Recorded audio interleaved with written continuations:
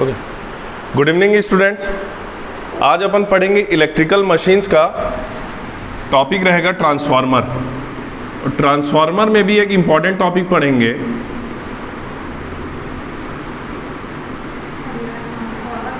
Transformer में भी अपन एक टॉपिक पढ़ेंगे जिसको रैंडमली मैंने लिया है, open circuit test, short circuit test, voltage regulation and efficiency. ये तीन टॉपिक अपन पढ़ेंगे, open circuit test, short circuit test, voltage regulation, efficiency. ये चार चीज़ आज अपन कवर करेंगे। तो सबसे पहले तो ऑब्जेक्टिव क्या होता है, इसको open circuit short circuit test पढ़ने का ऑब्जेक्टिव क्या होता है। Open circuit test and short circuit test पढ़ने का करने का objective behind open circuit test and short circuit test to predict the performance, note down, to predict the performance of transformer without actual loading, to predict the performance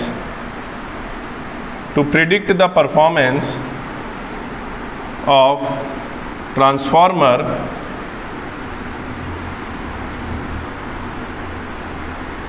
without actual loading,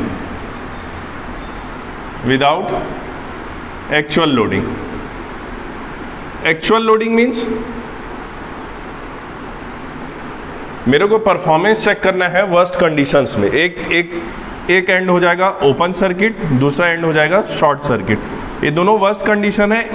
इस condition में मेरे क्या voltages होते हैं, open circuit voltage क्या होता है, short circuit current क्या फ्लो होता है मेरे वाइंडिंग्स में, वो चेक करेंगे अपन। तो सबसे पहले अपन करेंगे open circuit test, open circuit test of a transformer.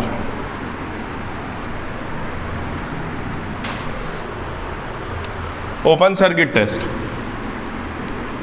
इस टॉपिक से क्वेश्चन बहुत आता है, चाहे गेट हो चाहे नॉन गेट एग्जाम्स हो।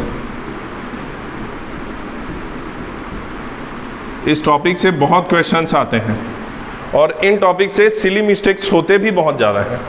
ओपन सर्किट टेस्ट, तो इसका मैं डायग्राम बनाता हूँ।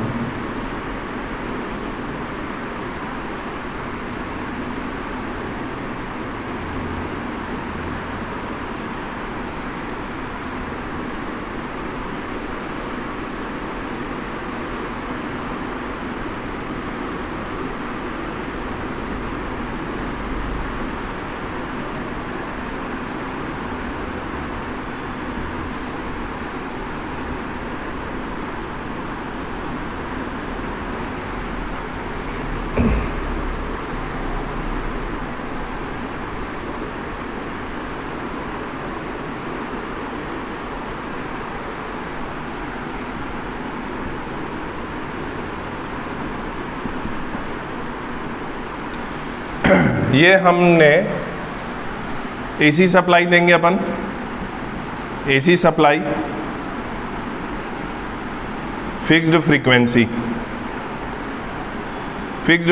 रहेगा, एसी सप्लाई अपन देंगे। यहाँ पर हमने तीन एपरेटस लगाया है, ये रहेगा वोल्ट मीटर, ये रहेगा आपका वाट मीटर। ये वाट मीटर का आपका करंट कॉइल है सीरीज में, पैरेलल में है आपका potential coil, pressure coil, potential coil, ये आपका सीरीज में है। ये है अमीटर। अब इसके बारे में 3-4 पॉइंट है, उसको पहले याद रखिएगा। ओपन सर्किट टेस्ट हमेशा परफॉर्म करते हैं अपन रेटेड वोल्टेज में। ओपन सर्किट में करंट जीरो होता है, वोल्टेज नॉन जीरो होता है, इस वजह से इसको परफॉर्म करते हैं अपन रेटेड वोल्टेज में। रेटेड वोल्टेज में परफॉर्म करते हैं, तो रेटेड वोल्टेज में अपन जो परफॉर्म करेंगे तो इस तरफ अपन LV साइड रखेंगे, HV साइड रखेंगे, HV साइड को अपन ओपन रखेंगे, LV साइड में अपन इक्विपमेंट्स लगाएंगे, voltmeter, wattmeter, ammeter. इसके 2-3 कारण हैं कि अपन LV साइड में क्यों इक्विपमेंट्स लगाते हैं, क्योंकि जो मेरे को अगर HV साइड में अगर लगाऊंगा तो मेरे को नुकसान क्या हो रहा है, HV साइड में अगर मैं लगाएंगे अपन तो अपने को इसका जो रेटिंग रहेगा एपरेटस का, वोल्ट मीटर, वाट मीटर और मीटर का, वो ज़्यादा रहेगा, अननेसेसरी खर्चा होगा। दूसरा चीज कारण क्या है, ज्यादा साइड लगाएंगे तो वॉट मीटर का जो एरर आएगा, वॉट मीटर का जो एरर आएगा, लॉस होगा, वो ज्यादा रहेगा, तो वॉट मीटर एरर भी बढ़ जाएगा। इस वजह से अपन इसको एलवी साइड करते हैं। तो सपोज करो अपन फिक्स्ड एसी सप्लाई देते हैं, फिक्स्ड फ्रीक्वेंसी देते हैं अपन, तो वोल्ट मीटर रीड करेगा मेरा VOC, अमीटर रीड करेगा no load current, wattmeter मेरे को देगा W0। ठीक है, इसमें एक दो पॉइंट लिखो, note down one first point. Open circuit test performed at rated voltage performed at rated voltage. Next point, all the equipments voltmeter, wattmeter and ammeter are connected in LV side.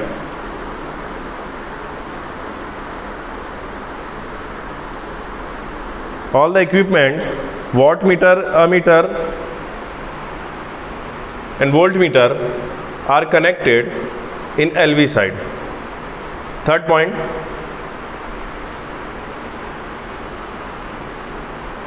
open circuit test gives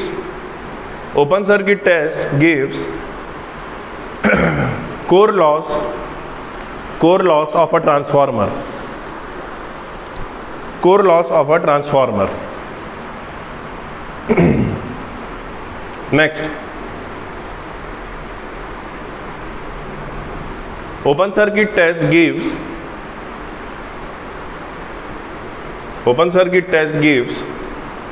shunt parameters of a transformer. Shunt parameters of a transformer. ठीक है, shunt parameters में bracket में लिखना RC XM magnetising reactance, core loss component resistance, IC core loss component of current, IM magnetising current. ये चार चीज अपने को देता है, इन चारों को बोलते हैं शंट पैरामीटर्स ऑफ ट्रांसफार्मर। ठीक है, इसका इक्विवेलेंट सर्किट बनाते हैं अपन।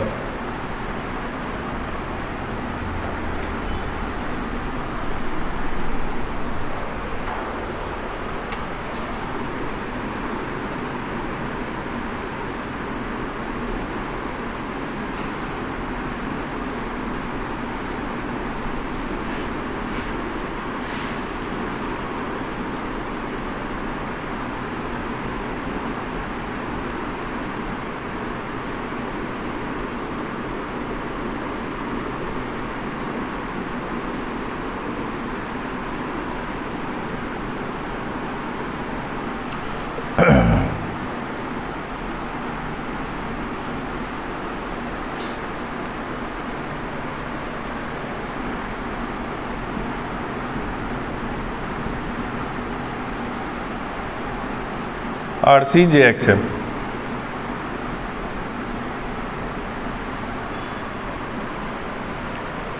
मान लो अपन सेकेंडरी को रिफर कर रहे हैं प्राइमरी में, तो ये आपका R1 JX1 हो गया, ये R2 डैश हो गया, JX2 डैश हो गया। यहाँ पर करंट फ्लो हो रहा है I1, यहाँ करंट फ्लो हो रहा है आपका I2 डैश, यहाँ पर करंट फ्लो हो रहा है no load current, here IC, यहाँ पर IM, ये होता है। ठीक है, अब आपका क्या है, सेकेंडरी टर्मिनल या LV साइड HV साइड को अपन ने ओपन कर दिया है। ओपन कर दिया तो यहाँ पर का जो करंट रहेगा I2 वो क्या रहेगा, 0। I2 0 रहेगा तो I2 डैश भी क्या रहेगा, 0 ही रहेगा। I2 डैश 0 रहेगा तो यहाँ से अपने को क्या दिख रहा है, I1 is equal to I0 plus I2 dash, ये दिख रहा है।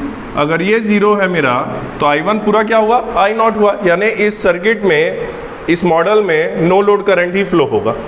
ठीक है, तो इसको अपन आगे ऐसा लिख सकते हैं, यहाँ पर चूंकि करंट फ्लो नहीं होगा, यहाँ कोई करंट नहीं जाना है, तो अपन इसको भी ओपन मानेंगे। ठीक है, ये करंट 0 है ओपन सर्किट की वजह से, तो ये करंट भी 0 होगा। I2 डैश क्या होता है, I2 dash is nothing but क्या होता है I2 बाई ए, वेयर ए क्या होता है ट्रांसफॉर्मेशन रेशियो। ट्रांसफॉर्मेशन रेशियो क्या होता है N1 N2 वाला कभी याद नहीं रखना, हमेशा याद रखना HV बाई LV, हमेशा, कभी N2 by N1 N1 by N2 कभी याद मत करना। HV बाई LV यानी HV साइड का जो वोल्टेज रहेगा या HV साइड का जो नंबर ऑफ टर्न्स रहेगा डिवाइडेड बाय LV साइड का वोल्टेज या LV साइड का नंबर ऑफ टर्न्स। इसका मतलब A हमेशा ग्रेटर देन 1 रहेगा। Number of turns, voltage, R, reactance, इन सब का नेचर एक ही टाइप का है, इन्वर्सली प्रोपोर्शनल है करंट के। यानी नंबर ऑफ टर्न्स बढ़ेगा तो वोल्टेज भी बढ़ेगा, रेजिस्टेंस भी बढ़ेगा, रिएक्टेंस भी बढ़ेगा, ये बढ़ेगा, ये सब बढ़ेंगे अगर, लेकिन करंट क्या होगा कम होगा। ठीक है, ये बढ़ेगा तो ये भी बढ़ेगा, ये भी बढ़ेगा, ये भी बढ़ेगा, लेकिन करंट कम होगा। करंट बस का नेचर उल्टा होता है। ठीक है, तो अपन यहाँ क्या करेंगे, यहाँ पर ओपन कर देते हैं इसको, ये रहना नहीं है।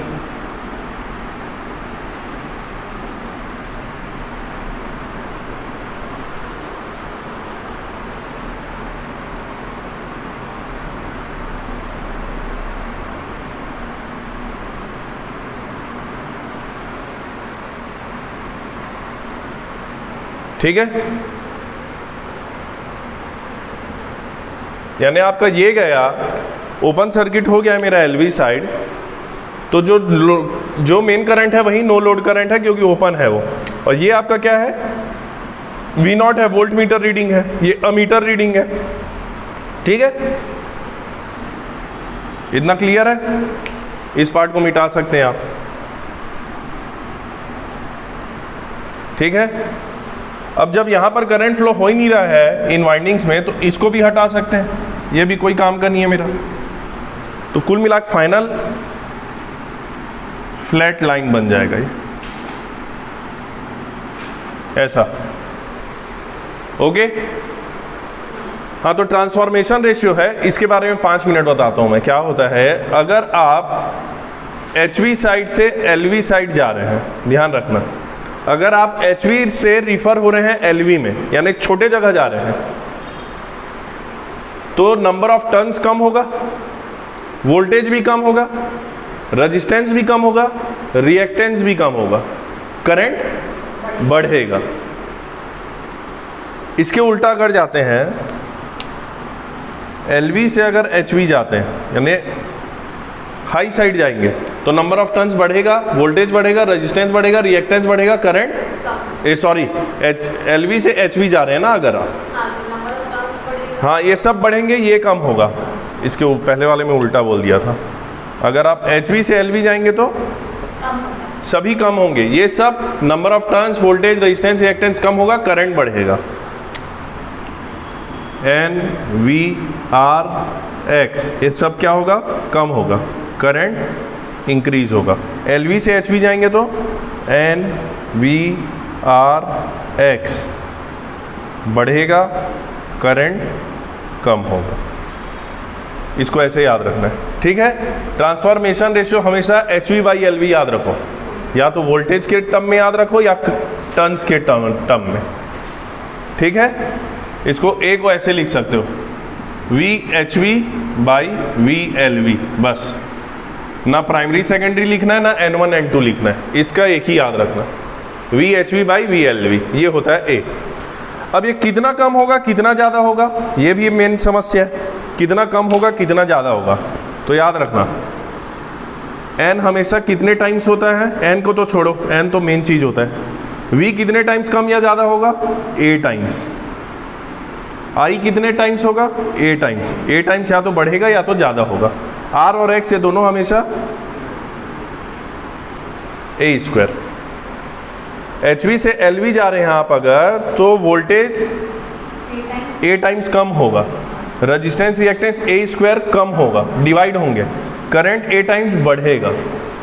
जहाँ उल्टा यहाँ पर भी वही होगा, LV से HV जा रहे हैं तो वोल्टेज आपका a टाइम्स बढ़ेगा, रजिस्टेंस और रिएक्टेंस ए स्क्वायर टाइम्स बढ़ेगा, करंट ए टाइम्स कम होगा। ठीक है, क्लियर है इतना? ये हो गया आपका ट्रांसफॉर्मेशन रेशियो के बारे में बात। ठीक है, कभी N1 N2 N2 N1 याद नहीं करना है, HV बाई LV, और A हमेशा ग्रेटर देन 1। क्लियर है इतना? अब देखो, अब क्या होगा, अब क्या होगा, मेरे को ये निकालना है। अब wattmeter reading, wattmeter reading क्या बोलेगा, वॉट मीटर रीडिंग क्या बताएगा, V nought I nought cos phi nought, ये रहेगा मेरा वॉट मीटर रीडिंग। ठीक है, वॉट मीटर रीडिंग मेरा ये रहेगा, वॉट मीटर रीडिंग, W का रीडिंग ये है, वॉट मीटर रीडिंग ये है, volt meter sorry watt meter reading ये है, वो V not volt meter reading है, ये अमीटर रीडिंग है। ठीक है, शर्त ये है लेकिन ये रेटेड वोल्टेज में होना चाहिए V नॉट।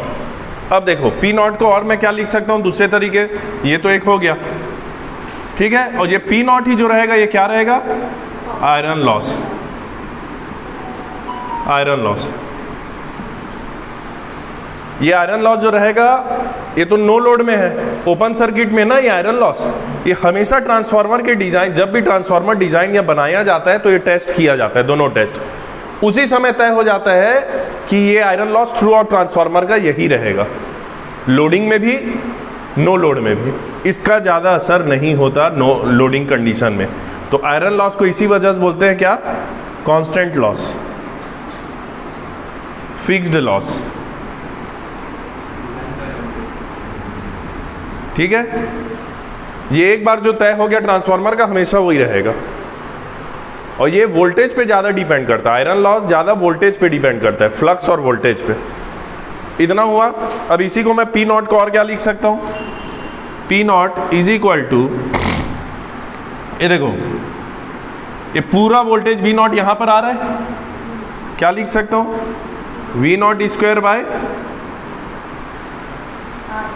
लिख सकता हूँ यही V नॉट तो पूरा यहाँ आ रहा है ना RC के अक्रॉस, तो पावर इज इक्वल टू क्या होगा, V स्क्वायर बाई R होता है, तो वही हो गया पूरा वोल्टेज जब इसके अक्रॉस है तो V not square by RC, तो यहीं से RC निकाल लो, RC क्या होगा, V not square by P not, ये दोनों रीडिंग है, वोल्ट मीटर रीडिंग। अच्छा, पावर अपना रेजिस्टेंस में ही होगा। हाँ हाँ हाँ, मेरे को RC निकालना है, शंट पैरामीटर्स निकालने हैं, तो ये वोल्टेज इसके अक्रॉस कितना वोल्टेज है, V नॉट है, तो V नॉट पावर के 3 पावर होते हैं, power is equal to I square R V square by R 3 होता है, मैं यहाँ निकाल लिया ये। क्लियर है, क्योंकि मेरे पास अवेलेबल है IC स्क्वायर R होता है यहाँ पर, लेकिन IC स्क्वायर अपने को IC नहीं मालूम है अभी, ये निकल गया यहाँ से। ठीक है,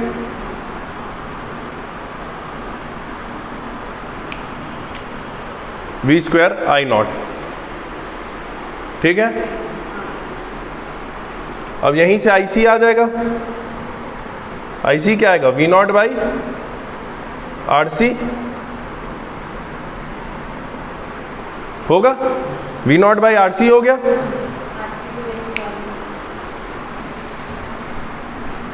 V नॉट बाई RC हो गया, I नॉट IC आ गया मेरा, I नॉट मेरे को शुरू से मालूम है, I nought is equal to क्या होता है, IC square plus IM square, यही होता है। I नॉट 2 पार्ट में टूट रहा है तो उनका वेक्टर सम यही होगा, ये मेरे को मालूम है, मीटर रीडिंग ये निकल गया, तो IM क्या होगा, IM is equal to I nought square minus IC square. Magnetising current भी आ गया, इसी को बोलते हैं, एक्साइटिंग करंट भी इसी को बोलते हैं। IM आ गया, क्लियर है, जब IM आ गया तो XM भी आ जाएगा, XM भी आ जाएगा। IM is equal to V nought by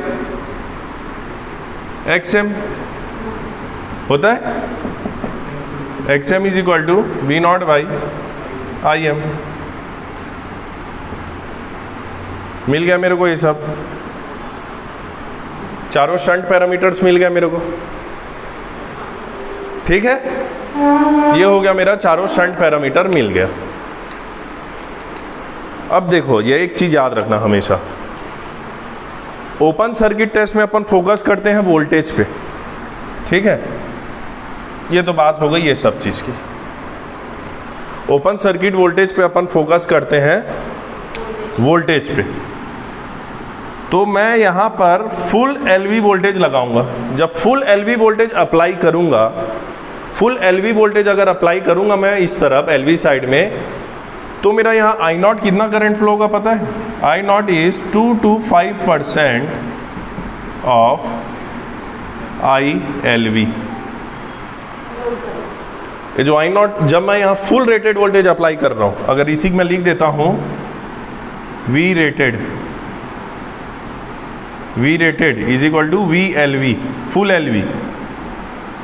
याद रखना ही है, अगर आपका ओपन सर्किट टेस्ट परफॉर्म हुआ है अदर देन रेटेड वोल्टेज, तो जो आपका वॉट मीटर रीडिंग रहेगा वो आयरन लॉस नहीं रहेगा। आयरन लॉस हो, वॉट मीटर रीडिंग का आयरन लॉस आप तभी लोगे जब उसके करस्पॉन्डिंग जो वोल्टेज है टेस्ट का वो VLV होना चाहिए। आई बात समझ में? ठीक है, मान लो 2400 बाय 240 वोल्ट का ट्रांसफार्मर है, सिंगल फेज ट्रांसफार्मर है। OCT का दिया है रीडिंग, ओके, OCT का दिया है मान लो 80 वॉट, ठीक है, 240 वोल्ट, ठीक है, 0.8 एम्पियर ऐसा दिया। तो जो ये वॉट मीटर रीडिंग है, वॉट मीटर रीडिंग यानी iron loss, blindly iron loss मान लोगे क्या? आप कैसे मानोगे आयरन लॉस है? इसको चेक करोगे, ओपन सर्किट टेस्ट है तो वोल्टेज चेक करोगे, वोल्टेज चेक करोगे क्या ये रेटेड एलवी वोल्टेज है क्या है, तो ये आयरन लॉस है। इधर नजर नहीं जानी है, ये शॉर्ट सर्किट टेस्ट में इधर नजर जाएगी। ओपन सर्किट टेस्ट में आप वोल्टेज में नजर डालो, रेटेड है एलवी रेटेड वोल्टेज है यानी ये, तब जाके ये क्या होगा? Iron loss. अगर ये नहीं है, सपोज करो ये 200 है, 200 वोल्ट है, अगर ये 200 वोल्ट है तो ऐसे केस में आपको क्या करना पड़ेगा? ये आयरन लॉस ये नहीं रहेगा। आयरन लॉस आप कैसे निकालेंगे? P iron is equal to given PI given into V rated divided by V given.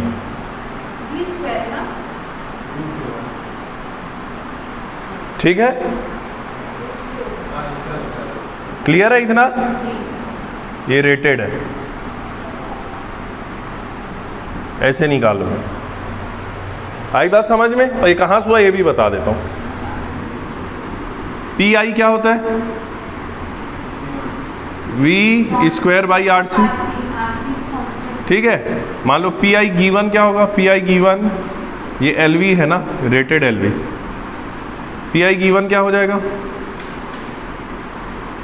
V given by RC। अब दोनों को कर लो, क्लियर है इतना? यहां से आएगा ये। तो आपको हमेशा याद रखना है ये रेटेड वोल्टेज होगा तब ये आयरन लॉस है, नहीं होगा तो ये फॉर्मूला से आपको आयरन लॉस निकालना है। क्लियर है?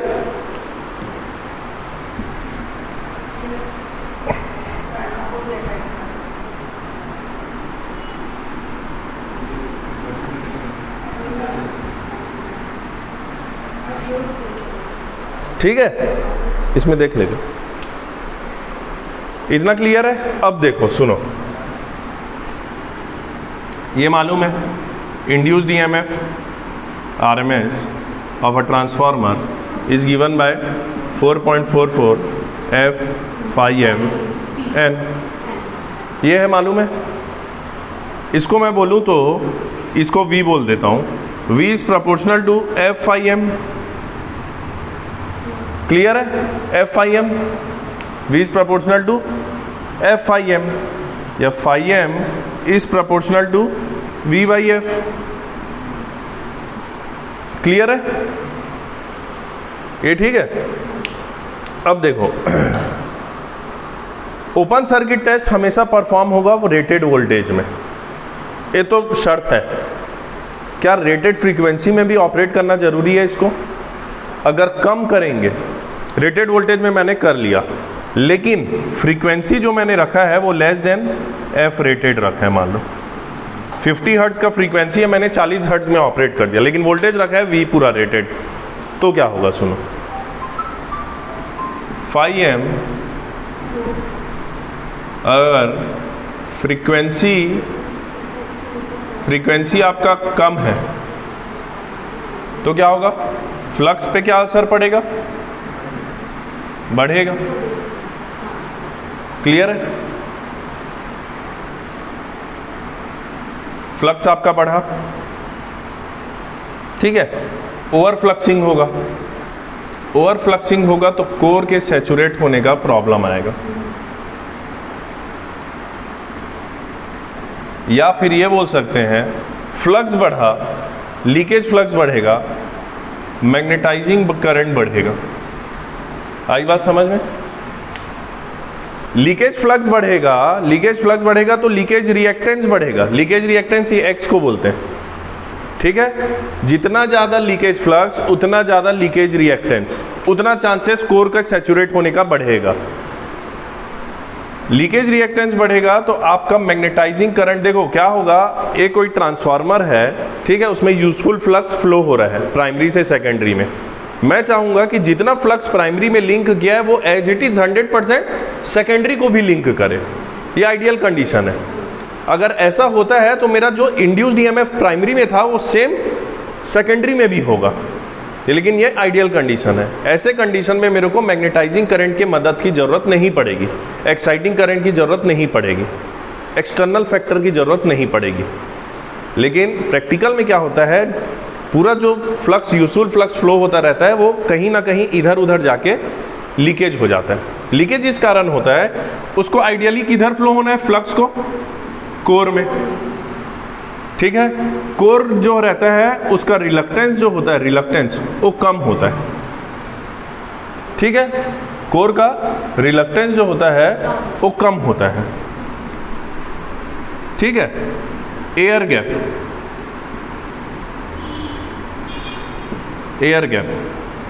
एयर गैप का जो परमीबिलिटी होता है वो कम हो, ज़्यादा होता है, ठीक है। परमीबिलिटी 1 होती है उसकी एयर गैप की।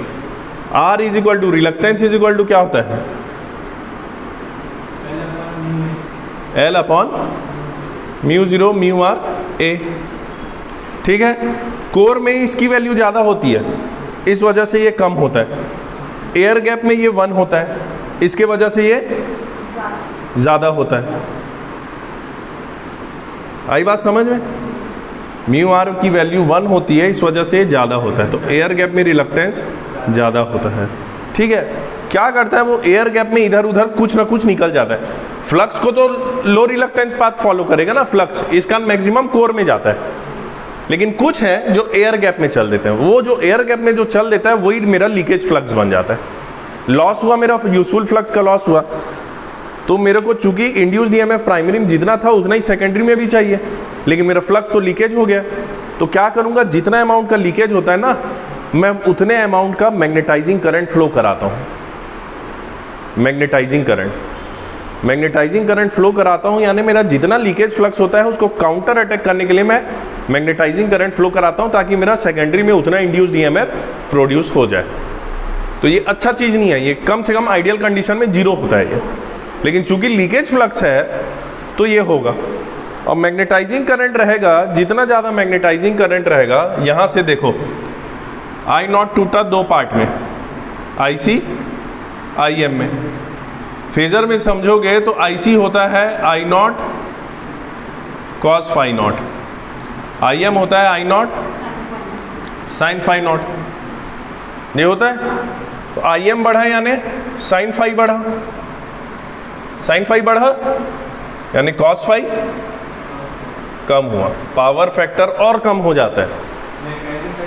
मैग्नेटाइजिंग करंट जहां बढ़ा पावर फैक्टर कम होता है, पावर फैक्टर कम हुआ इसका मतलब है कि फिर वही आप ट्रांसमिशन में आ जाओ, पावर फैक्टर कम हुआ यानी कि लोड आपका बहुत लैगिंग हो गया, ठीक है। लोड लैगिंग होगा, रिएक्टिव पावर और डिमांड करेगा, वो रिएक्टिव पावर डिमांड करेगा तो वोल्टेज कम हो जाएगा उस तरफ का, वोल्टेज कम होगा तो वोल्टेज रेगुलेशन बढ़ जाएगा, वो सब समस्या आनी तय आ जाती। इस वजह से फ्रीक्वेंसी को रेटेड रखते हैं। आई बात समझ? वोल्टेज तो रेटेड रहता है लेकिन फ्रीक्वेंसी को भी रेटेड इसी वजह से रखना है, अदरवाइज ओवरफ्लक्सिंग होगा जिसके कारण पावर फैक्टर और कम होगा। ऐसी कम रहता है, ये और कम हो जाएगा, ठीक है। लिखो point.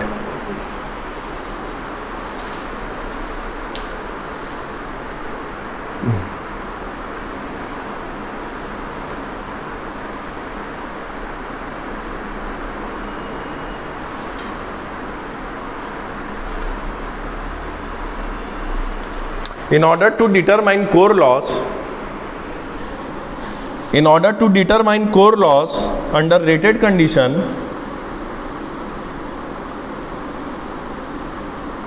open circuit test is conducted at rated voltage and rated frequency.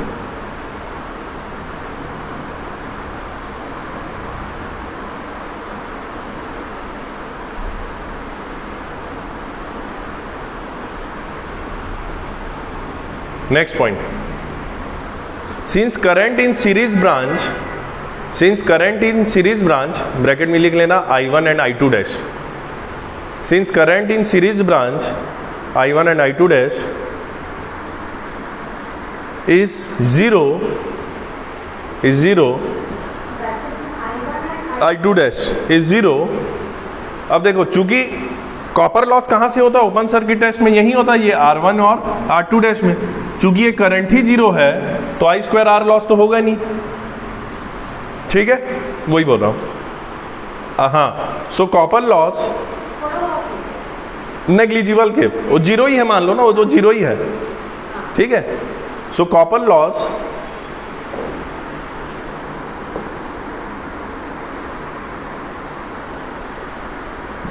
do not occur in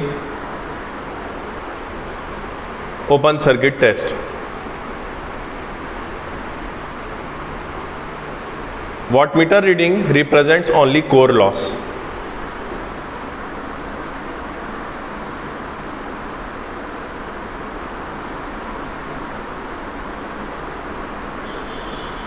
Next, no load power factor of a transformer is very low.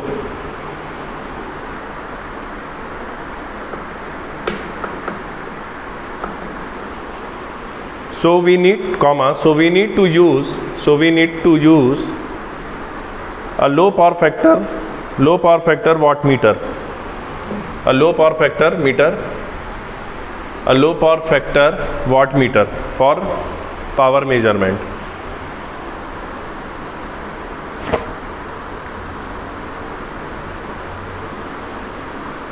ठीक है, ये हो गया। नेक्स्ट लिखो शॉर्ट सर्किट टेस्ट। यहां से question यहां आता है, न्यूमेरिकल्स अगर आएंगे तो यहां से आएंगे। ये याद रखना कि एलवी वोल्टेज फुल अप्लाई करते हैं तो उसके करस्पॉन्डिंग जो करंट फ्लो होना चाहिए वो एलवी करंट फ्लो नहीं होता, 2 से 5% ऑफ एलवी होता है। सेम शॉर्ट सर्किट में होगा।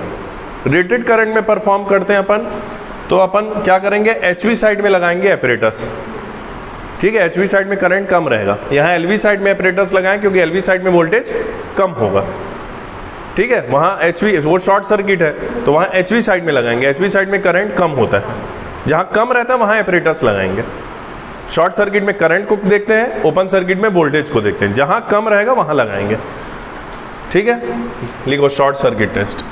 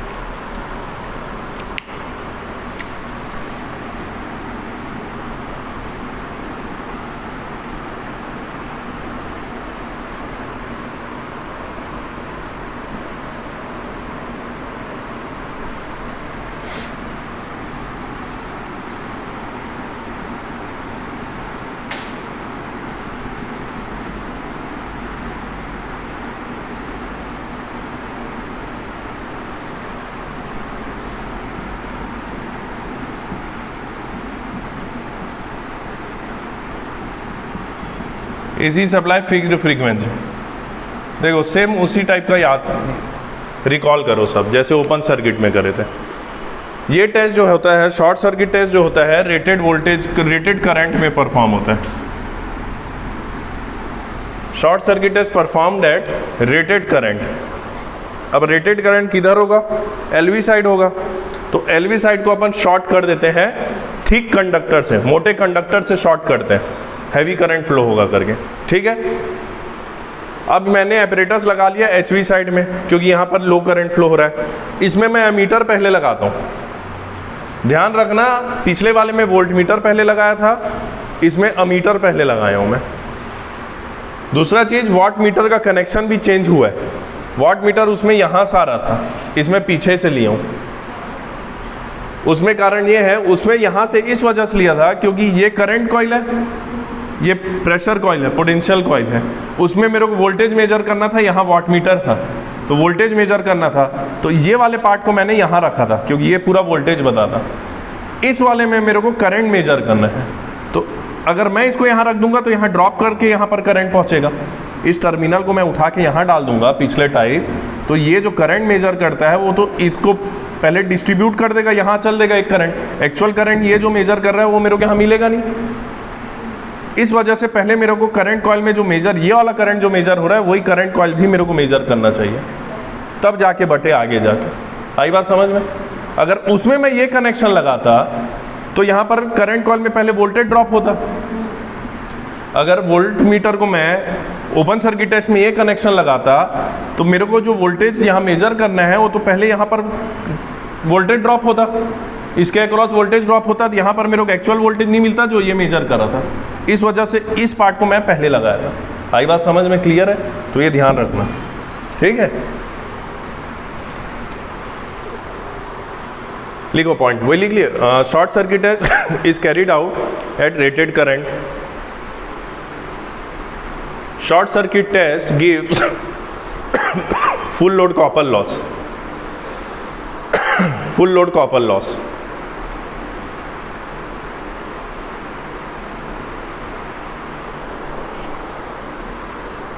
Full load copper loss. Short circuit test gives series parameters.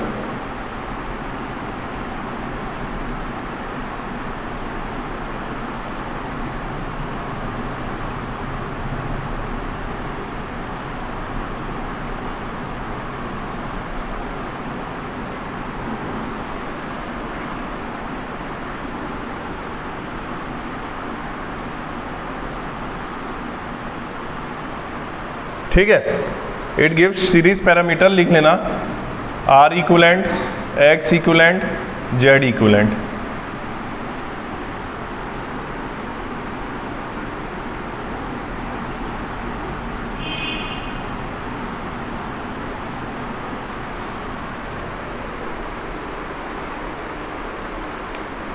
ठीक है,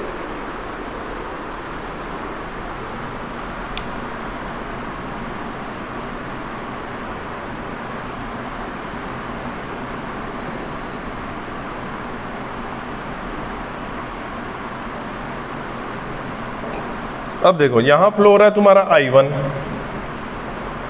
I2 डैश, I0। यहां मैंने वोल्टेज अप्लाई किया VSC। ठीक है, फ्लो होगा रेटेड करंट I रेटेड। ठीक है, I रेटेड यानी क्या? ISC यानी कि क्या? IHV। IHV ही ISC है, वही I रेटेड है। ये इतना ज़्यादा होता है, ये रेटेड करंट है, और ये I0 जो है 2 से 5% होता है इसका। इस वजह से अपन यहाँ पर क्या मानते हैं? इसको नेग्लिजिबल मानते हैं। ठीक है, इस वजह से उसको नहीं बनाते। ठीक है, तो यहाँ जो करंट फ्लो हो रहा है वो एक ही करंट फ्लो हो रहा है, इतना।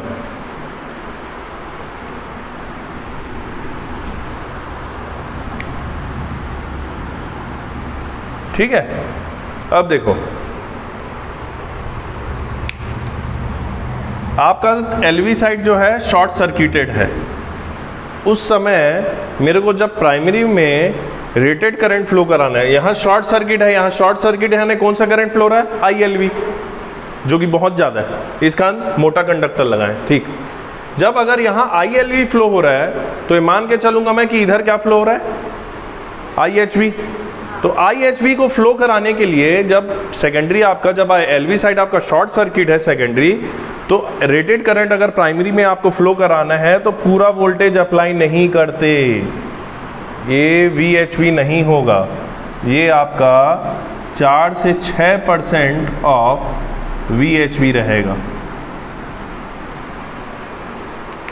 ठीक है, ये HV साइड है ना, और जो वोल्टेज मेरे को वहां पर था, जैसे फुल रेटेड वोल्टेज अप्लाई कर रहा था तो 2 से 5% करंट फ्लो हो रहा था। यहाँ पर मेरे को रेटेड करंट फ्लो कराना है तो फुल वोल्टेज अप्लाई नहीं करूंगा HV साइड का, 4 से 6% बस कराऊंगा। अगर फुल वोल्टेज अप्लाई कर दिया ना तो शॉर्ट सर्किट करंट फ्लो हो जाएगा। यहाँ पर शॉर्ट सर्किट करंट जो कि 7 से 8 times, 7 to 8 times of rated current रहेगा, वो इंडक्शन मोटर में होता है। Induction motor is nothing but a short circuited transformer.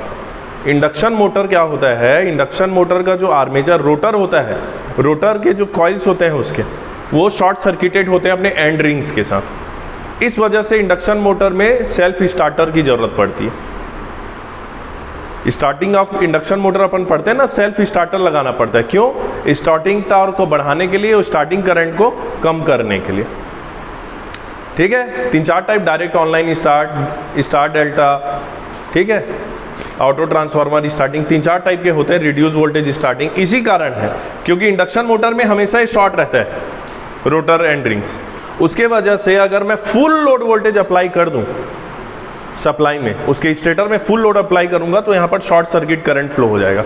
इस वजह से जब भी इंडक्शन मोटर को स्टार्ट करते हैं अपन तो रिड्यूस वोल्टेज में स्टार्ट करते हैं। अगर फुल लोड वोल्टेज में स्टार्ट करोगे तो यहाँ शॉर्ट सर्किट करंट फ्लो होगा, यहाँ पर का वोल्टेज डीप मारेगा। शॉर्ट हो गया ना, शॉर्ट यानी वोल्टेज डीप हो गया, तो कंज्यूमर के पास जो वोल्टेज जाना है या इंडक्शन मोटर में जिसको आप देना है वोल्टेज, वो डीप मार देगा।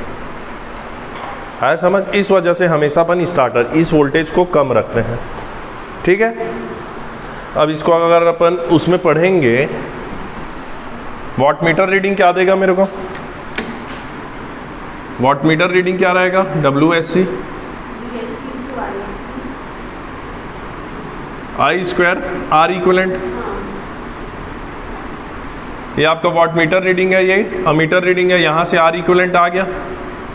R equivalent is equal to WSC upon ISC square, ये हो गया। ZSC क्या होगा, ये देखो, ये क्या है, ये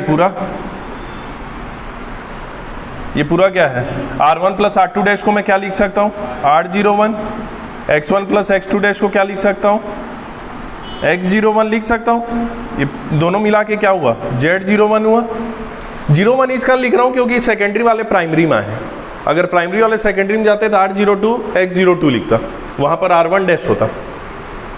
ठीक है, R01 क्या होगा, R1 प्लस R2 डैश। ठीक है, और R2 डैश को ही मैं क्या लिख सकता हूँ, R2 डैश यानी LV वाला HV में आया है, LV वाला HV में आया है तो क्या होगा, A स्क्वायर R2। X01 क्या होगा, X1 plus X2 dash, X2 dash क्या रहेगा, A स्क्वायर X2।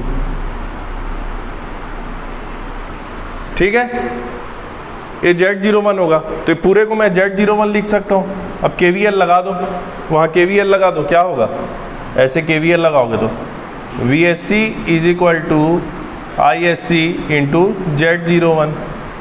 Z01 मेरा निकल गया, Z इक्वलेंट क्या हुआ, VSC डिवाइडेड बाई, क्लियर है?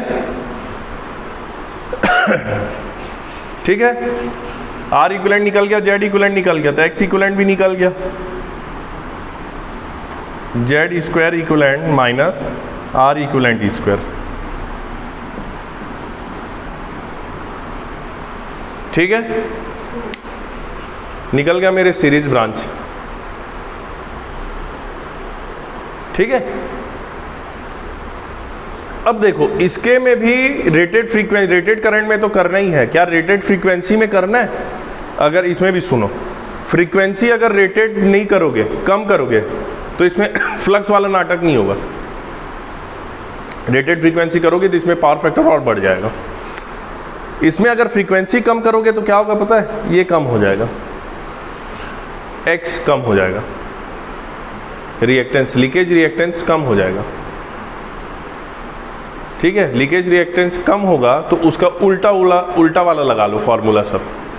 लीकेज फ्लक्स कम हुआ, लीकेज रिएक्टेंस कम हुआ, लीकेज रिएक्टेंस कम होगा तो मैग्नेटाइजिंग करंट कम हो जाएगा, पावर फैक्टर और बढ़ जाएगा। अगर हम रेट फ्रीक्वेंसी हाँ, तो ज़्यादा पावर फैक्टर सुधारना भी ठीक नहीं हो, लीडिंग तरफ चल देगा, यूनिटी के आसपास रखना है। तो ये है इसका कारण। ठीक है, इसमें क्या क्या लिख लियो? Performed at rated current, all instruments are connected, all apparatus are connected in LV side, sorry HV side। ठीक है,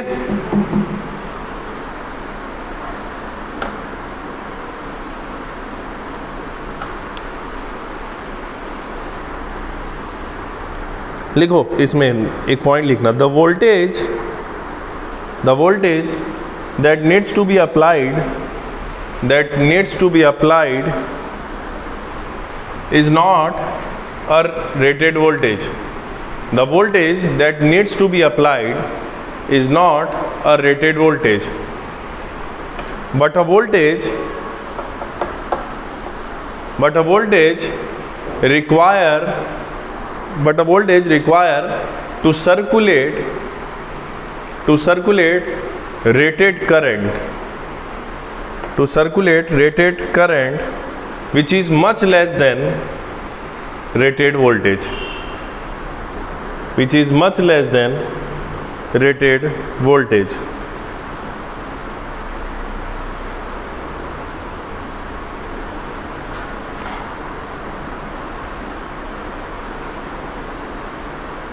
ठीक है, इसमें भी वही है।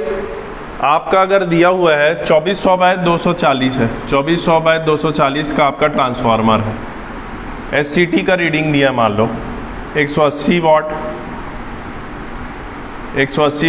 दूसरा क्या दिया है मान लो 180 वाट, और HV में होगा ना तो आपका हो जाएगा मान लो 120 वोल्ट, और यहाँ पर कितना करंट आना चाहिए मान लो रेटेड करंट नहीं रहा, ठीक है, कितना आएगा 5 kVA मान लो, 10 kVA ट्रांसफार्मर है, 10 kVA ट्रांसफार्मर है मान लो, यहाँ 80 एम्पियर्स है मान लो, सपोज करो ये 80 एम्पियर्स मान लो, ILV नहीं रहेगा, कितना आएगा ये 10⁻³ डिवाइडेड बाय 200 2400 कितना होगा देखो तो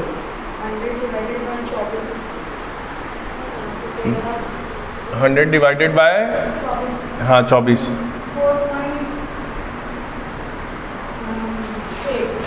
4.8, ये 4.8 एम्पियर है मान लो, ठीक है। तब तो ये 180 जो रहेगा वो क्या रहेगा, कॉपर लॉस रहेगा, फुल लोड कॉपर लॉस। अगर ये नहीं रहा 4.8 एम्पियर नहीं रहा, 2 एम्पियर रहा मान लो, तो ये आपका फुल लोड कॉपर लॉस नहीं रहेगा, फिर वैसे ही निकालना पड़ेगा अपने को उसी तरीके से।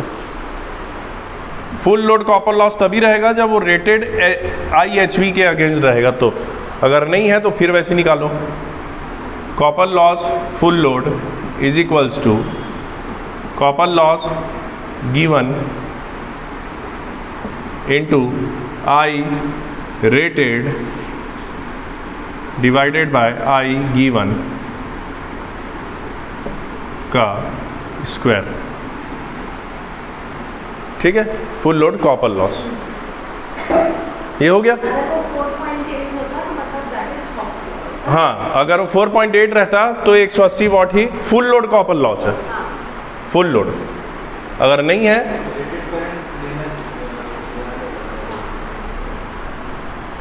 ठीक है, नेक्स्ट लिखो लॉसेज इन ट्रांसफार्मर, एफिशिएंसी लिखो, एफिशिएंसी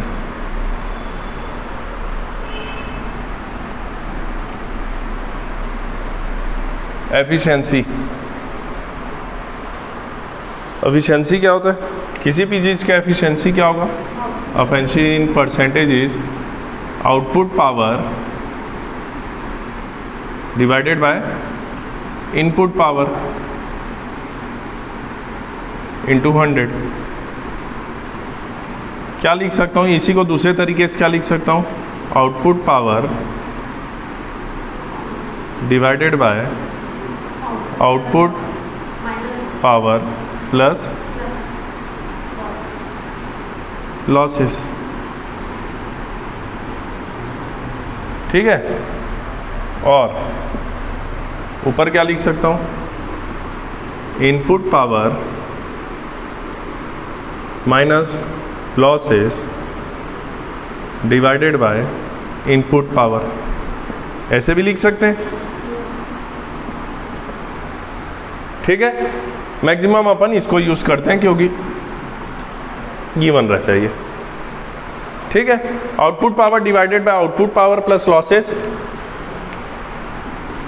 इनपुट पावर क्या होगा, input power is equals to losses plus output power, ये होता है। ठीक है, कुछ ना कुछ लॉस होगा, हर चीज में जनरलाइज्ड है। अब लॉसेस लिखो, losses in transformer, losses in transformer.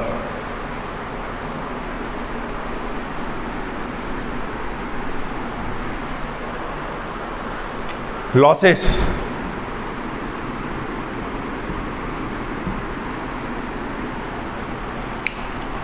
दो टाइप का लॉस होता है ट्रांसफार्मर में। ठीक है, एक होता है आपका iron loss, iron loss, constant loss, constant loss, fixed loss,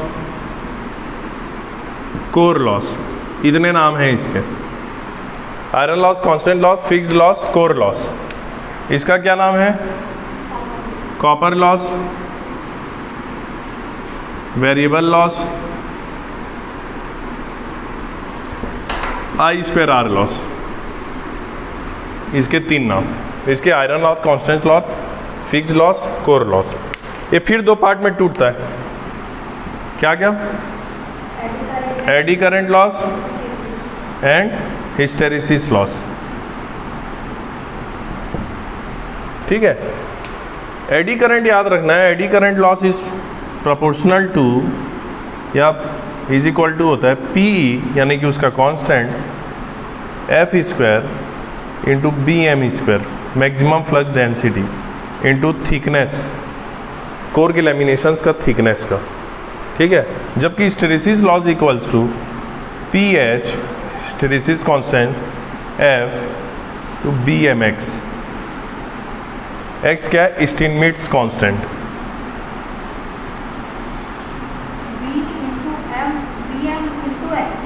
हाँ, एक्स इज स्टीनमिट्स कांस्टेंट जिसकी वैल्यू 1.5 से 2.5 के बीच होती है।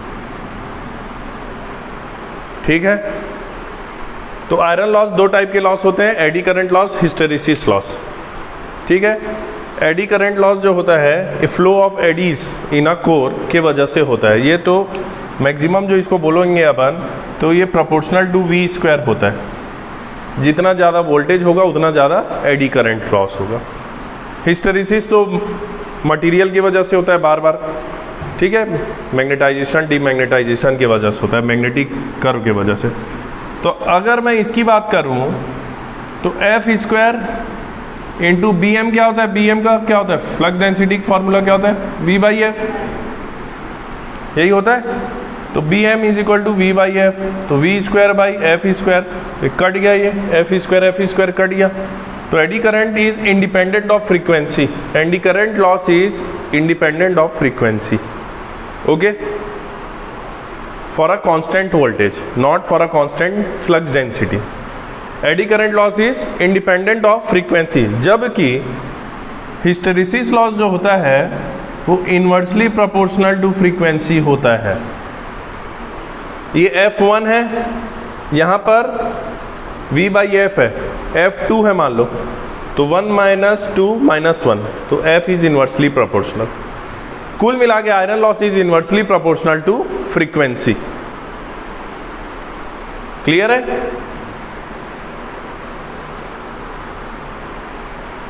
I² R loss, copper loss is proportional to I²। इसमें वोल्टेज भी डाल दो, V² I² is proportional to S²। याद रखना, copper loss is also proportional to S²। I² तो होता ही है। जितना ज़्यादा रेटिंग रहेगा मशीन का उतना ज़्यादा कॉपर लॉस रहेगा, जितना ज़्यादा अपरेंट पावर रहेगा, रेटिंग रहेगा। डाल दिया उसको, I² S is constant voltage है ना, मैं डाल दिया, कांस्टेंट समझ के डाल दिया हूँ। तो जितना I² रहेगा उतना ही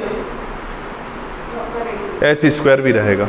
ट्रांसफार्मर में वोल्टेज वेरी नहीं होगा, करंट होता है वेरी वाइंडिंग्स में। वोल्टेज तो मेरे को मालूम है कितना कर देना है, तो करंट होता है वेरी। ठीक है, इस वजह से V² डाला तो S² प्रोपोर्शनल है। क्लियर है इतना? अब आ जाओ मैक्सिमम एफिशिएंसी।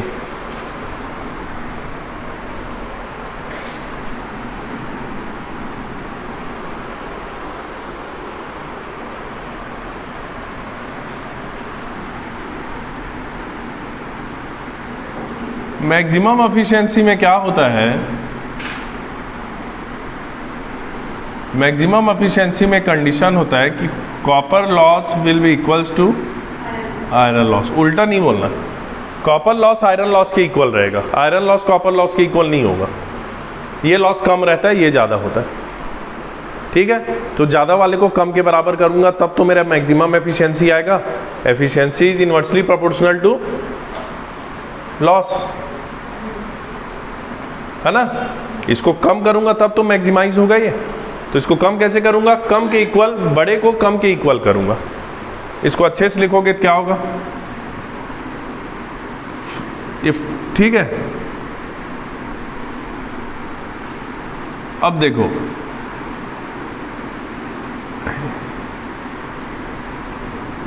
ये होता है,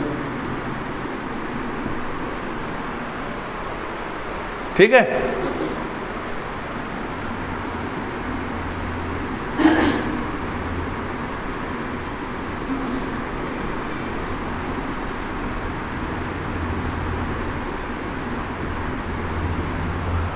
समझो इसको।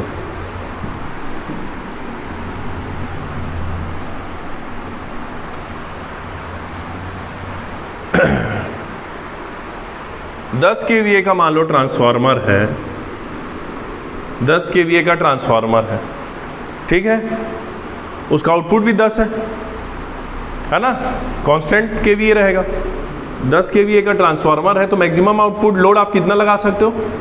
10 केवीए का लगा सकते हो। तो 8 किलोवाट का मैंने लोड लगाया है विथ 0.8 पावर फैक्टर। क्या होता है? P is equal to S cos phi, ये होता है ना। Q इज इक्वल टू, ये होता है। अब ये लोड दिया हुआ है आपको, लोड इतने का लगा है। 10 केवीए का ट्रांसफार्मर है जिसमें लोड इतना लगा हुआ है, तो P कितना आएगा? S कितना आएगा? S ये लोड का S कितना होगा? S लोड 8 डिवाइडेड बाय कितना आएगा? 10 आ गया। तो फुल लोड में है ये, जो लोड लगा है फुल लोड लगा है। 10 केवीए आया ना, S का यूनिट केवीए है ना, फुल लोड लगा है, ठीक है। मान लो यही 6 किलोवाट रहता तो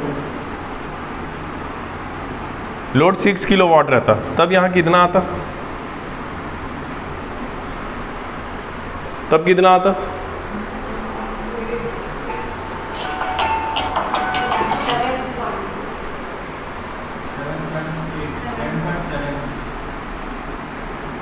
कैलकुलेटर में देखो ना कितना आ रहा है।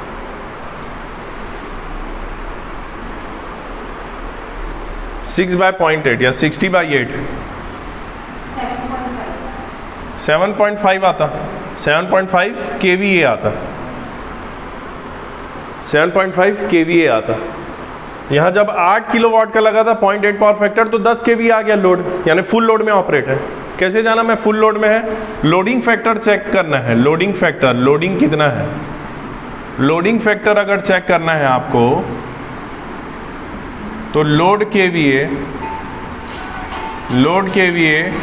Divided by load KVA divided by transfer output KVA, ये लोडिंग होता है।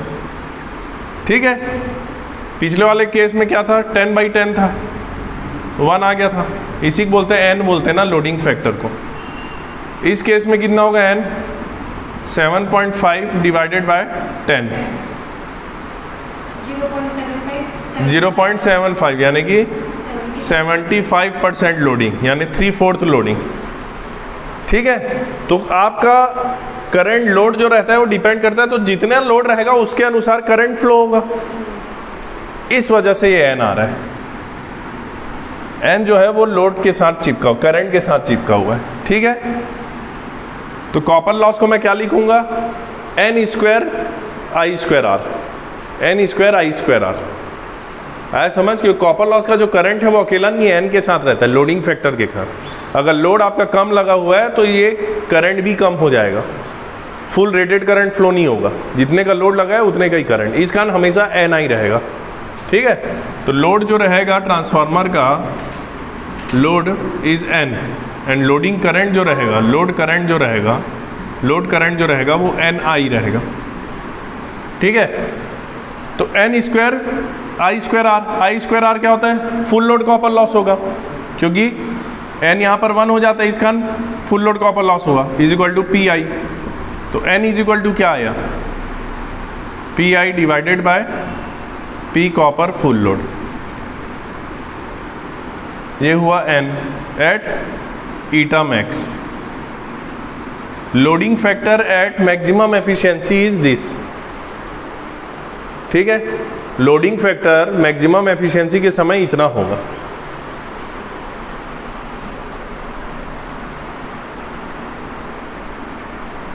ठीक है,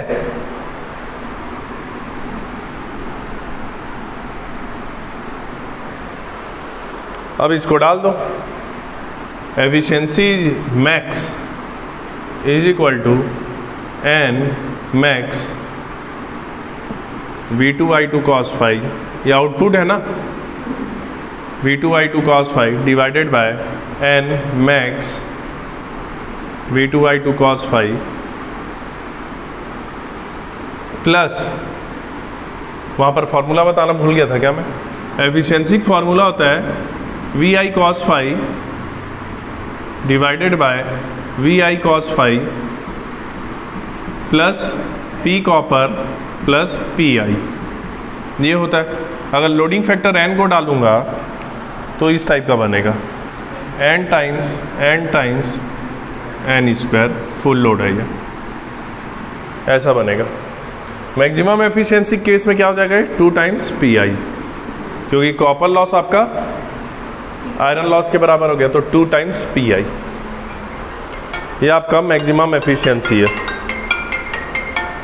ठीक है,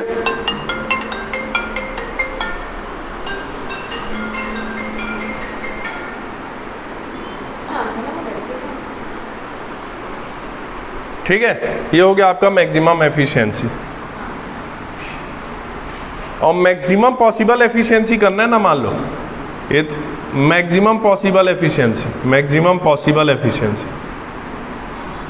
तो क्या करोगे पता है, मैक्सिमम पॉसिबल एफिशिएंसी में n मैक्स तो रहेगा ही, इंटू V2I2 रहेगा upon n max V2I2 plus 2PI, यानी कि मैक्सिमम पॉसिबल एफिशिएंसी में जो पावर फैक्टर रहेगा आपका वो भी यूनिटी हो जाएगा, UPF हो जाएगा। कुछ नहीं किया, डिफरेंशिएट नहीं किया मैं, ये आ गया, इतना क्लियर है। अब ये तो मैक्सिमम एफिशिएंसी है, हो सकता है cos फाई आपका 0.8 रहे, 0.9 रहे, और मैक्सिमम चाहिए, इसके बाद और मैक्सिमम मान लो चाहिए। मैक्सिमम वैल्यू इस मैक्सिमम एफिशिएंसी की मैक्सिमम वैल्यू क्या हो सकती, यूनिटी पे, है ना। पावर फैक्टर का आप यूनिटी कर दो और मैक्सिमम हो जाएगा, है ना। तो ये है आपका मैक्सिमम एफिशिएंसी। वोल्टेज रेगुलेशन लिखो।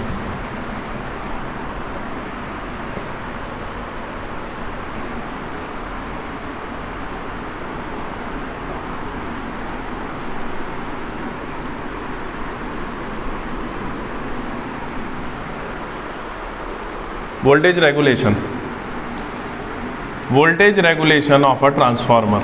वोल्टेज रेगुलेशन क्या होता है, no load voltage minus full load voltage divided by full load voltage, या रेटेड वोल्टेज भी लिखते हैं कई बार। No load minus full load by full load into 100, ये आपका वोल्टेज रेगुलेशन है, ठीक है। आइडियली क्या होता है, आइडियली वोल्टेज रेगुलेशन क्या होना चाहिए, आइडियली वोल्टेज रेगुलेशन परसेंटेज 0 होना चाहिए, ठीक है। फॉर्मूले की बात करूं, voltage regulation is equals to क्या होता है, I2 R02 cos phi plus minus I2 X02 sin phi, ये होता है, ठीक है। ये फॉर्मूला है, I2 R02 cos phi plus minus I2 X02 sin phi, where plus sign is for lagging, minus sign in for leading power factor. ये voltage regulation का formula है, I2 R02 by 2 V2 cos phi plus minus I2 X02 by V2 sin phi. ये 0202 इसका लिखा हूँ कि ये secondary में रिफर हुआ है, अगर प्राइमरी में रिफर करोगे तो I1 R01 हो जाएगा, V1 हो जाएगा, ठीक है। ये हुआ, इसको शॉर्ट में ऐसा लिख सकते हो, epsilon R cos phi plus minus epsilon X sin phi, या फिर इसको ऐसे भी लिख सकते हो, R per unit cos phi plus minus x per unit sin phi. ये हुआ ना, पर यूनिट हुआ होगा कि नहीं, R02 है ये, R0 divided by V by I, V by I भी तो R होगा, तो R divided by R is per unit, X divided by X is per unit, ठीक है।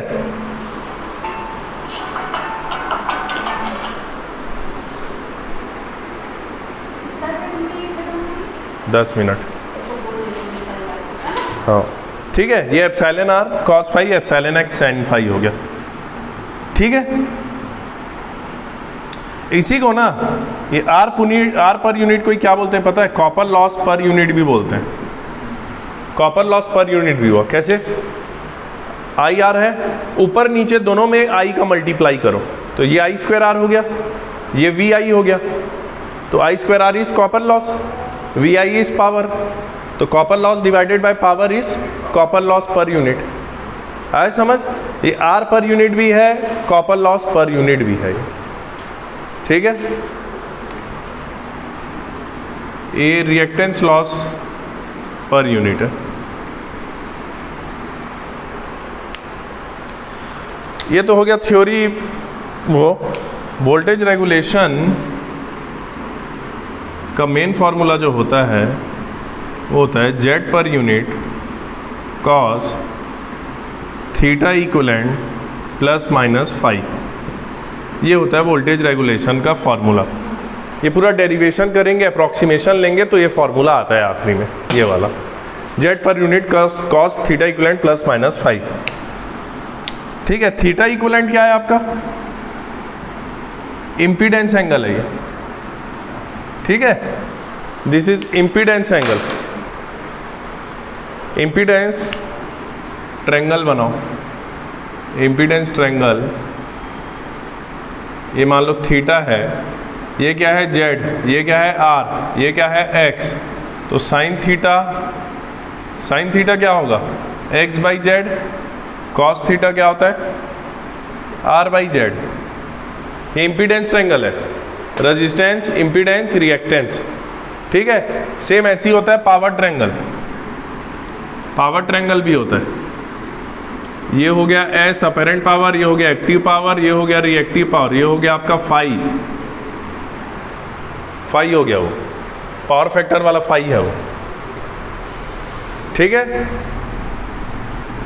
तो साइन फाई क्या होगा, sine phi is equal to Q by S, cos phi is equal to P by S. Clear है। अब देखो voltage regulation यहां पर जो रहेगा ना, ये याद रखना, यहां उल्टा है थोड़ा, प्लस साइन यूज होगा लीडिंग में, माइनस साइन यूज होगा लैगिंग में। वोल्टेज रेगुलेशन मैक्सिमम कब होगा, लैगिंग पावर फैक्टर में होगा। वोल्टेज रेगुलेशन ज़्यादा कब होगा, यानी वोल्टेज रेगुलेशन क्या होता है, जो आपने जितना वोल्टेज दिया उतना ही वोल्टेज आपको आउटपुट में नहीं मिला, तो जो गैप रहता है वोल्टेज रेगुलेशन है, कम से कम होना चाहिए। तो लैगिंग में ज़्यादा होगा, लैगिंग पावर फैक्टर में रिएक्टिव पावर कम ज़्यादा डिमांड होती, इस वजह से लैगिंग डीप मारेगा वोल्टेज। तो वोल्टेज रेगुलेशन मैक्सिमम कब मिलेगा अपने को, maximum voltage regulation occurs at lagging power factor. Maximum value voltage regulation की, वोल्टेज रेगुलेशन आइडियली 0 होना चाहिए ना। वोल्टेज रेगुलेशन मैक्सिमम कब मिलेगा मेरे को, लैगिंग पावर फैक्टर में। मैक्सिमम वैल्यू क्या होगी, जेट पर यूनिट होगी। मैक्सिमम वैल्यू क्या होगी, जेट पर यूनिट होगी। कंडीशन क्या रहेगा, ये पूरे को 1 होना है, लैगिंग में माइनस रहेगा, तो theta equivalent is equal to, यानी phi is equal to theta equivalent, ठीक है। ये मैक्सिमम वैल्यू है, ये कंडीशन है।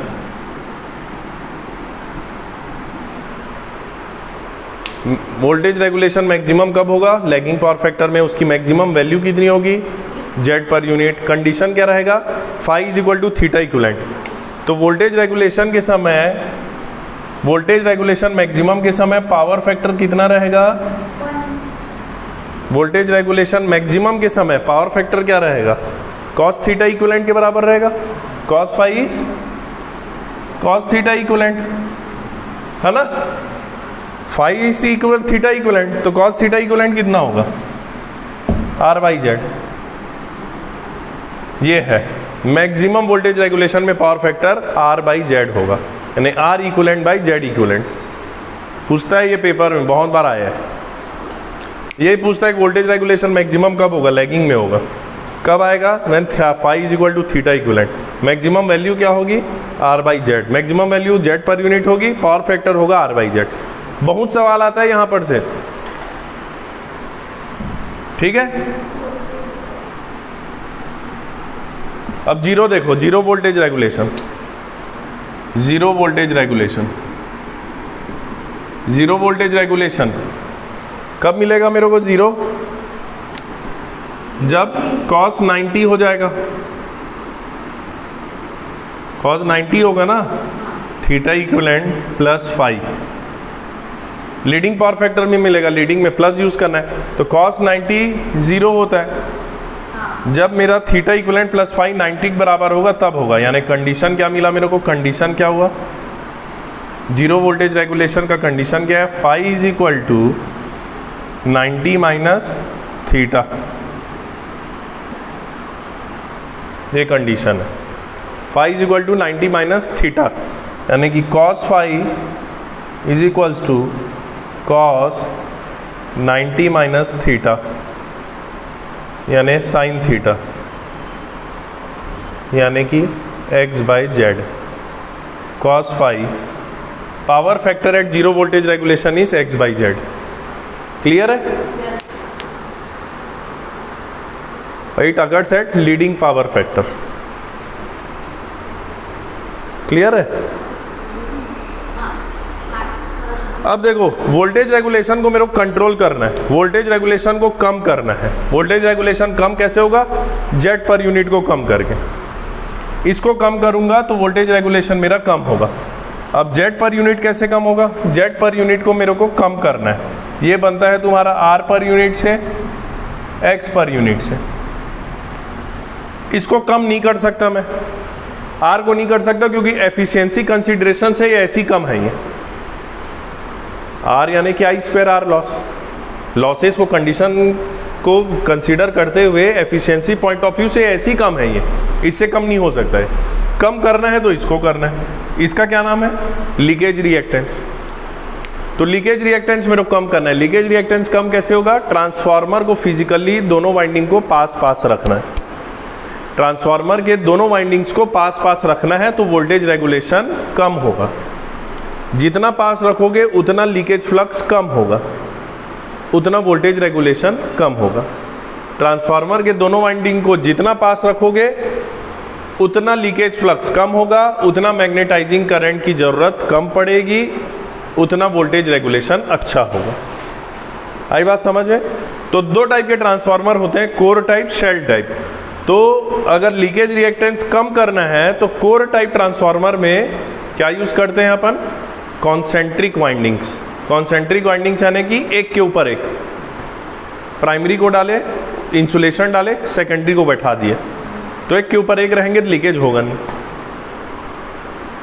कॉन्सेंट्रिक वाइंडिंग्स यूज करते हैं for core type transformer. Shell type में sandwich type winding, sandwich type को ही बोलते हैं इंटरलिव्ड।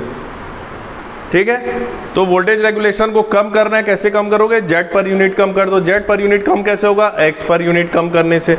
एक्स पर यूनिट कम कैसे होगा? X per unit is nothing but a leakage reactance, x leakage, x leakage. तो इसको जितना कम करोगे, एक्स लीकेज फिजिकली इनको पास में रखो। दूसरा तरीका क्या है? Window height, core type transformer में window height to width ratio को बढ़ा दो। विंडो कोर टाइप ट्रांसफार्मर में window height to width ratio बढ़ा दो, यानी कि उसके हाइट को बढ़ा दो। पहले विड्थ ज़्यादा रहता है, हाइट कम रहता था, ऐसा रहता था। ये विड्थ ज़्यादा रहता है, हाइट कम रहता था। तो हाइट टू विड्थ रेशियो कम रहता है, लेकिन वोल्टेज रेगुलेशन को कम करना है, लीकेज रिएक्टेंस को कम करना है, लीकेज फ्लक्स कम करना है, तो हाइट को बढ़ाओ। ऐसा करो,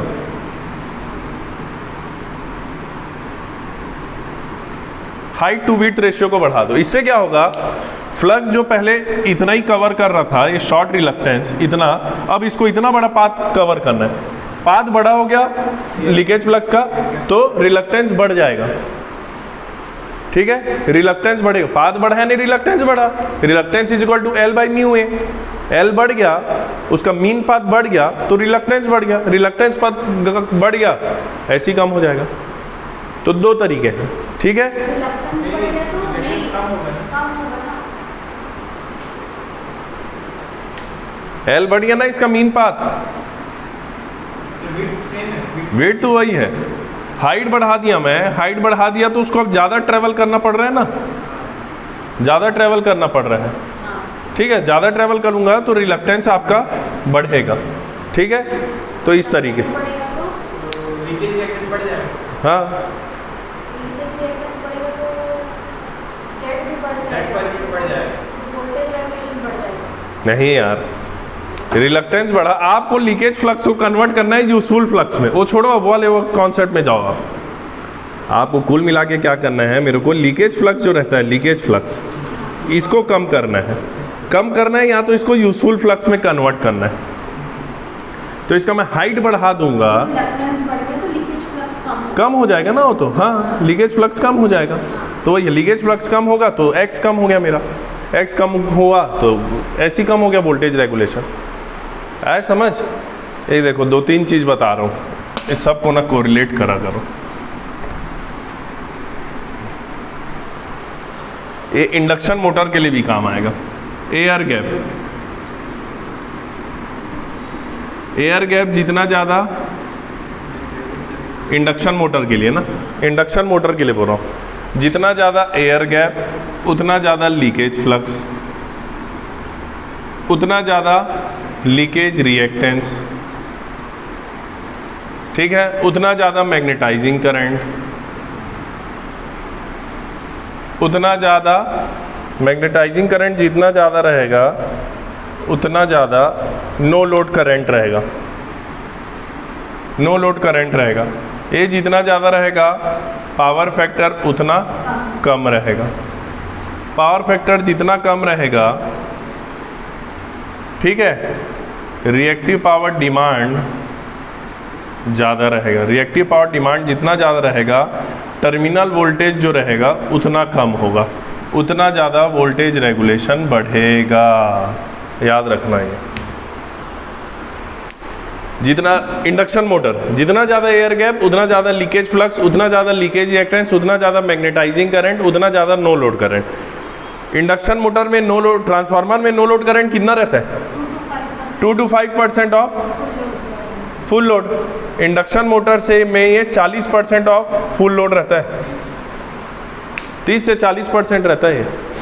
इसी वजह से इंडक्शन मोटर का पावर फैक्टर बहुत बेकार होता है, उससे रनिंग परफॉर्मेंस मोटर की बेकार होती है। जितना कम पावर फैक्टर उतना ज़्यादा रिएक्टिव पावर डिमांड लोड का, जितना ज़्यादा उतना ज़्यादा टर्मिनल वोल्टेज कम रहेगा, उतना ज़्यादा वोल्टेज रेगुलेशन। टर्मिनल वोल्टेज जितना ज़्यादा कम रहेगा करंट डिमांड, लोड करंट उतना ज़्यादा रहेगा, लॉसेस उतनी ज़्यादा रहेगी, एफिशिएंसी उतनी कम रहेगी, तो नुकसान ही नुकसान है। तो कुल मिला के लीकेज फ्लक्स का ज़्यादा का नुकसान ही नुकसान होता है। आई बात समझ में? लेकिन सिंक्रोनस मशीन, ये ट्रांसफार्मर का पढ़ लिए लीकेज फ्लक्स के कारण क्या होता है, इंडक्शन मोटर का पढ़ लिए। सिंक्रोनस मशीन में क्या होता है, सिंक्रोनस मशीन में लीकेज फ्लक्स अगर ज़्यादा हुआ तो ये फायदेमंद होता है। लीकेज फ्लक्स अगर ज़्यादा हुआ ना तो सिंक्रोनाइजिंग रिएक्टेंस कम होता है और power transfer, maximum power transfer जो होता है बढ़ जाता है, तो स्टेबिलिटी बढ़ जाती, स्टेबिलिटी सिंक्रोनस मशीन में। सिंक्रोनस मशीन यानी बड़ा मशीन, ठीक है, बड़े मशीन में एयर गैप ज़्यादा होगा।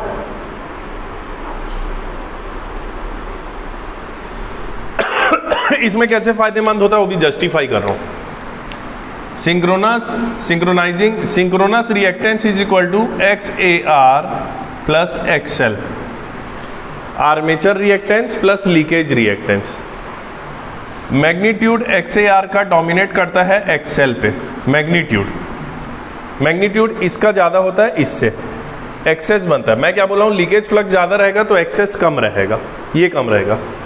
तो लीकेज फ्लक्स जब जितना ज़्यादा रहेगा, जितना ज़्यादा लीकेज फ्लक्स उतना कम XAR, उतना ज़्यादा लीकेज रिएक्टेंस। ये तो होता ही है, जितना ज़्यादा एयर गैप लीकेज रिएक्टेंस उतना ज़्यादा।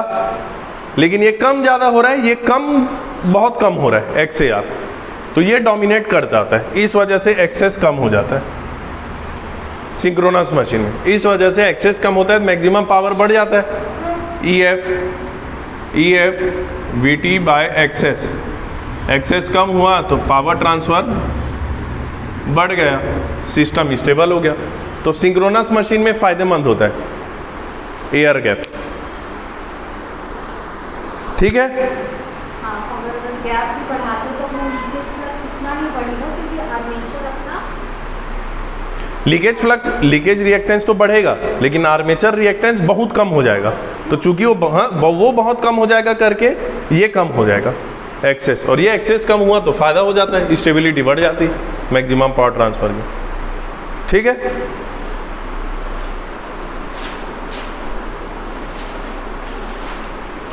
तो आज अपन इंपॉर्टेंट टॉपिक पढ़े जहाँ से थ्योरी क्वेश्चंस बहुत आते हैं, ठीक है, न्यूमेरिकल्स भी आती हैं, थ्योरी भी आते हैं। इसके क्वेश्चन अपन कल कंबाइंड बनाएंगे। कल सिंक्रोनस मशीन का आर्मेचर रिएक्शन पढ़ेंगे, सिंक्रोनस अल्टरनेटर और सिंक्रोनस मोटर का आर्मेचर रिएक्शन अलग अलग पावर फैक्टर में क्या होता है, ठीक है। मैग्नेटाइजिंग, डीमैग्नेटाइजिंग, क्रॉस मैग्नेटाइजिंग, उसको मैं बहुत अच्छे तरीके से याद कराऊंगा, समझाऊंगा, फिर आपको दिमाग में बैठ जाएगा, ठीक है, उससे हमेशा सवाल आता है। जैसे इससे आता है टेस्ट और वोल्टेज रेगुलेशन और एफिशिएंसी और लॉसेस, आज के टॉपिक से सवाल बहुत आएगा। ट्रांसफार्मर में अगर नॉन गेट एग्जाम्स में क्वेश्चन आते हैं तो मैक्सिमम यही टॉपिक आज के टॉपिक से ही आता है। इसके क्वेश्चन अपन कल करेंगे। कल इसके बाद सिंक्रोनस मशीन पढ़ाऊंगा, आर्मेचर रिएक्शन, फिर कंबाइंड क्वेश्चन कराऊंगा जो प्रीवियस ईयर में आए हुए हैं। ठीक है।